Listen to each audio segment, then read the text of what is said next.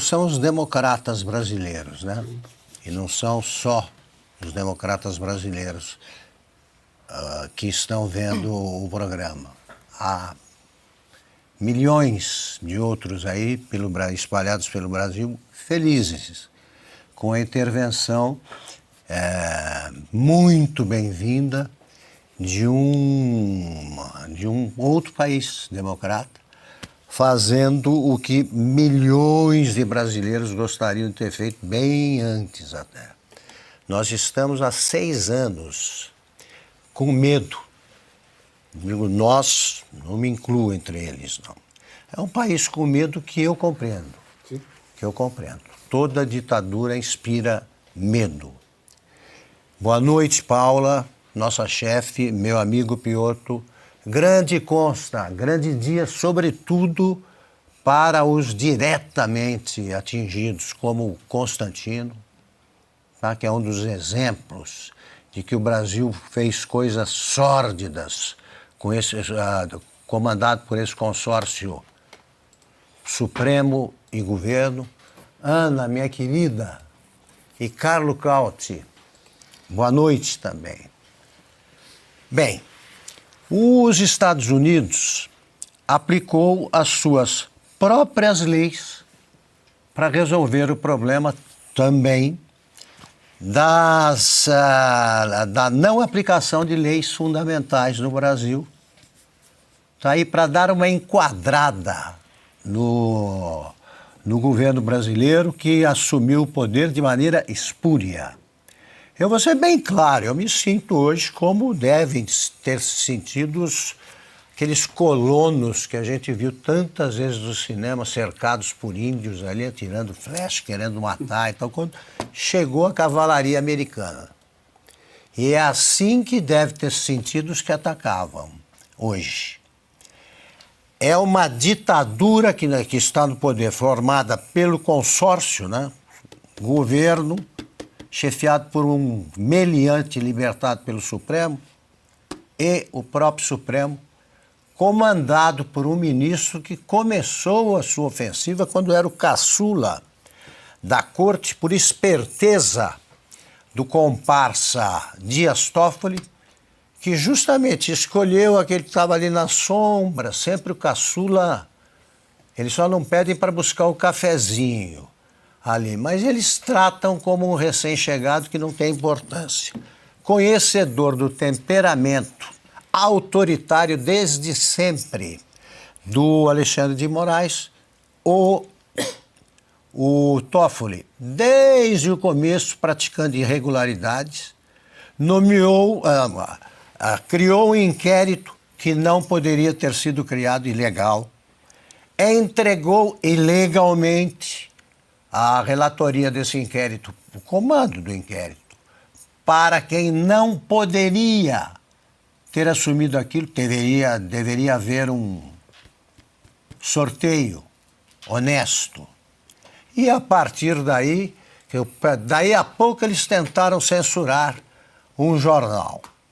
Não conseguiram. Pouco depois criaram o flagrante perpétuo. E a partir daí, as centenas de leis fundamentais para a existência de uma democracia foram assassinadas por essa dupla, com o consentimento militante dos demais ministros, com as exceções que conhecemos e que surgiram mais recentemente. Chegamos ao ponto de 3 juízes, que formam a maioria de uma turma, tomarem decisões gravíssimas contra a democracia e nada se fez. E em favor do governo. O Supremo ganhou a eleição, entre aspas, de 2022. E estava se preparando para ganhar mais uma quando veio agora o basta. É o basta. Cumpre aos brasileiros democratas mostrar agora que o governo americano está fazendo tem o apoio da maioria do povo brasileiro que apoia a democracia real. Os Estados Unidos não estão se metendo em assuntos brasileiros. Eles estão aplicando leis do país, dos Estados Unidos, e que só atingem quem está a favor de ditaduras, quem age arbitrariamente. Problema dos que agem arbitrariamente. Se eles fossem os nossos salvadores, o povo estaria protestando nas ruas. É hora de a gente mostrar nas ruas que estamos apoiando o que foi feito e que poderia ter sido feito, sim, pelo Congresso, por juízes do Supremo mais corajosos e pelas demais instituições do tipo OAB, ABI, etc, etc. Ninguém tem coragem de sair às ruas agora para defender o que? A morte do Clezão. O que fizeram com jornalistas como Constantino e tantos outros. O Moraes foi escolhido porque ele, quando contrariado, corre para frente. E a gente advertiu aqui N vezes que ele corria em direção ao caminho do penhasco. Chegou ao penhasco. Dá mais um passo, cai no penhasco. Comece a prender gente agora para ver o que acontece. Porque não tem o apoio do povo. Ninguém tem coragem de defender o que aconteceu com o Clezão ou o que está acontecendo ainda com o Felipe Martins. O Felipe Martins é um dos casos mais obscenos da história da justiça mundial.